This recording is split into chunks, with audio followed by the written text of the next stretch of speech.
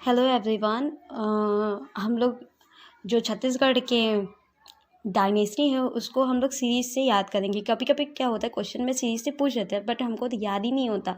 बार बार रटने से भी ये हम लोग भूल जाते हैं, तो उसके लिए हमने एक छोटा सा ट्रिक बनाया है, उसको बहुत अच्छे से एक्सप्लेन करते हैं। चलो, एक नंदू की स्टोरी है। नंदू की जो बहन थी सुतनुका है, और उसके सुतनुका का जो फ्रेंड है वो देवदत्त है।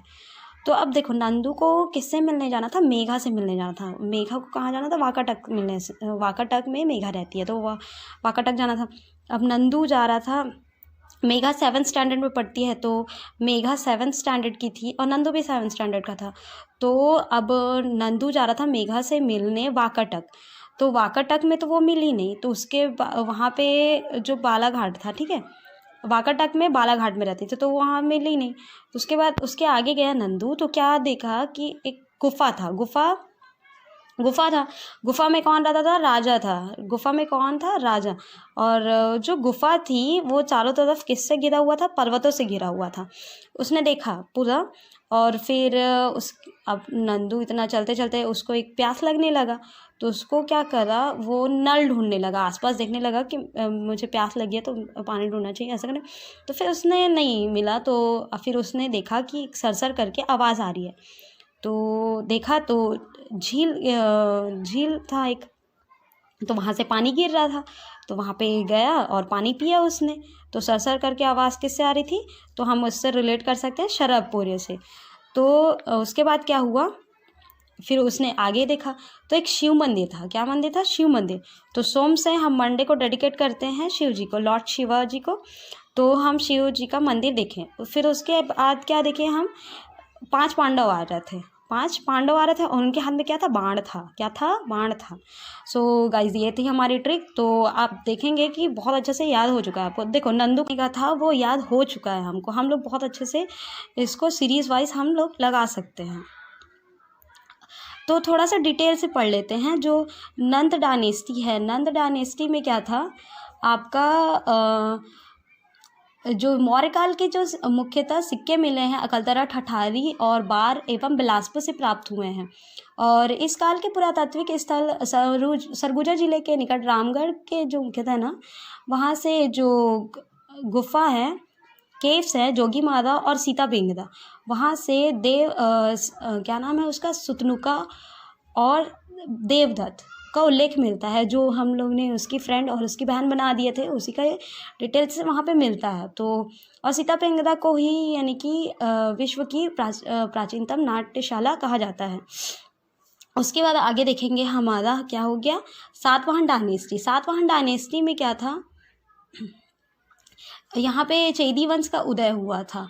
और यहाँ से हमको क्या मिलता है? शिलालेख किसका मिलता है? कुमार भावदत्त वरदत्त श्री नामक का उल्लेख मिलता है। कहाँ से हमको? सातवाहन से। उसके बाद मेघ वंश का उतना डिटेल से कुछ दिया नहीं है, तो उसके बाद हम चले जाते हैं वाकाटक में। वाकाटक का जो यानी कि डॉक्टर मिरासी के यानी कि अकॉर्डिंग हमको वाकाटक प्रवर सेन जो यानी कि दक्षिण कौशल के समूचे क्षेत्र पर अपना अधिकार स्थापित करा था, ठीक है। उसका किससे मिलता है हमको? बालाघाट कॉपर प्लेट से मिलता है। किससे मिलता है? बालाघाट कॉपर प्लेट से मिलता है। तो उसके बाद जो नरेंद्र सेन थे ना यहाँ के, तो नरेंद्र सेन और पृथ्वी सेन द्वितीय का यानी कि बस्तर कोरापुट क्षेत्र में राज्य में नल का शासकों से होता था। तो भावदत्त वर्मा ने नरेंद्र सेन की राजधानी नंदीवर्धन पर आक्रमण करा था, ठीक है। तो उसे पराजित कर दिया था। तो अब उसका बदला लेने के लिए क्या करा, जो पृथ्वी सेन द्वितीय थे ना, तो उसने भावदत्त वर्मा के उत्तराधिकारी को मार डाला। तो उसने बदला ही लिया था, एक रिवेंज लिया था अपना। तो यही सब था इसका।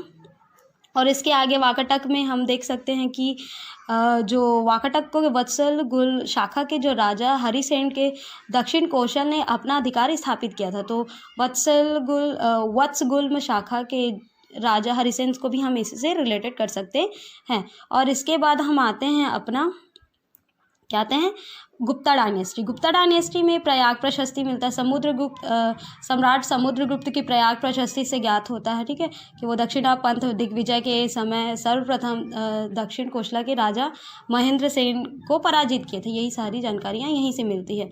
और महाकांतर के व्यग्रराज का उल्लेख मिलता है कहाँ से, गुप्ता डायनेस्टी से ही। उसके बाद आते हैं राष्ट्रीय तुल्यकुल्य वंश, और यहाँ से हमें भीमसेन प्रथम और द्वितीय दायित्व और भीमसेन द्वितीय से मिलता है। उसके आगे आते हैं हम पर्वत का। पर्वत द्वारक में क्या है हमारा, पर्वत द्वारक जो महाराजा तुष्टिकर के जो 13 सिंघा ताम्रपत्र से तेल घाटी में राज्य करने वाले एक वंश के यानी कि जानकारी मिलती है उनके। तो क्या था कि सोमन राज्य की माता थी कौस्तुंभी, जो यानी कि बीमार थी, वो फीवर से तो उन्होंने ही जब बीमार थी तो उनके यानी कि अच्छे होने के लिए सोमन राज ने देवभोग, जो रायपुर जिले के देवभोग को दान में दिया था। उसके बाद क्या होता है, वहाँ के लोग स्तंभेश्वरी की देवी की उपासना करते थे, ठीक है। उसके बाद क्या हुआ तो और उसके बाद जो उपासक था, जो स्थान था पर्वत द्वारक, जिसकी समानता कालाहांडी जिले के परथला नामक से की जाती है, तो पर्वत द्वारक इसी के नाम पे ही रखा गया था। तो अब आते हैं हम नलवंश पे। नलवंश पे क्या है अपना, नलवंश पे प्रयाग एडेंगा का मिलता है, और यहीं से, और नलवंश में ही क्या मिलता है हमारा, अर्थपति के बाद उसका बेटा, नलवंश में ही अर्थपति के उसके बाद का बेटा अनुज स्कंदवर्मन ने ही यहाँ पे शासन करा था। किसने, स्कंदवर्मन ने ही शासन करा था, ठीक है। इतनी जानकारियाँ मिलती हैं हमको। और उसके बाद आगे हम शरवपुरी में ज़्यादा कुछ है नहीं, और प्रचंड मात्र ने नीडिला नदी पे प्रसन्नपुर नामक की स्थापना करी थी। उसके बाद हम आ जाते हैं Mahashivagupta. This is a very important, और यानी कि टाइटल जो मिला है हम महाशिवगुप्त तीरदेव को मिला है, शकल कोशलाधिपति, और जो पृथ्वीदेव प्रथम को भी मिला है ना आई थिंक। और महाशिवगुप्त बालार्जुन को, यानी कि इसको 27 कॉपर प्लेट्स मिले हैं, जिसकी स्टडी करी थी विष्णु सिंह ठाकुर और डॉक्टर रमरेंद्र नाथ मिश्र जी के स्थान का उल्लेख मिलता है वहाँ से। So I hope you like this video. This will help you. So enjoy your day. Thanks for watching.